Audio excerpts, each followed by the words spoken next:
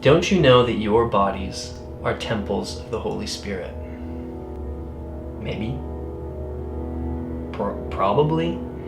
I mean, most of us that have done this church thing for a while, if pressed, might say that we understand the concept in Christianity that the Holy Spirit, God's self, is willing to dwell in our bodies. But if pressed, I don't think a lot of us believe it. I think most of us have absorbed or learned somewhere that we are deficient. I grew up in a place where masculinity was directly correlated to the size of your biceps, and being a skinny kid, it meant that I did not fit the usual picture.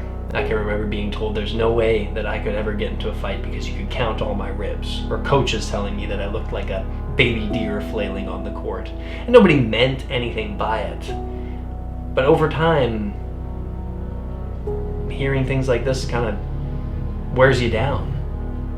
Until you're 16, sitting in the basement watching Casino Royale, and you see that scene where Daniel Craig comes out of the Bahamas. He's glistening and ripped, and all you feel is envy and anger and jealousy. You wonder, why can't I just look like that?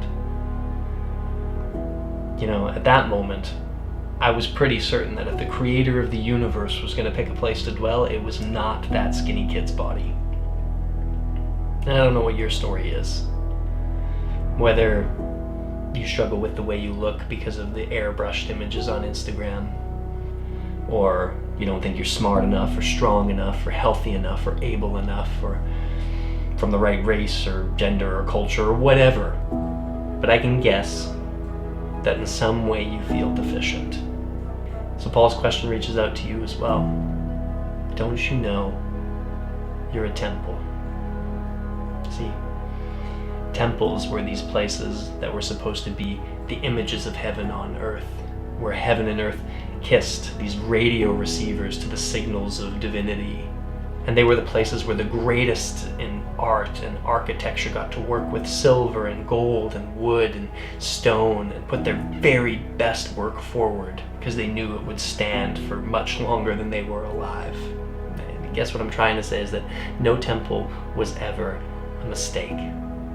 None of them were haphazardly put together. Every detail had meaning and purpose and function. So what would it look like to believe that you are a temple? To believe that the details of you have meaning and purpose and function? What would it feel like if every day wasn't a battle to prove yourself to yourself? What if you knew in every situation you went into that every detail of your life has meaning and purpose and function, and presents something of God and His ways that is an angle that can't be had anywhere else? And if every other person you met was afforded that same dignity? What if you knew that your body is a temple of the Holy Spirit?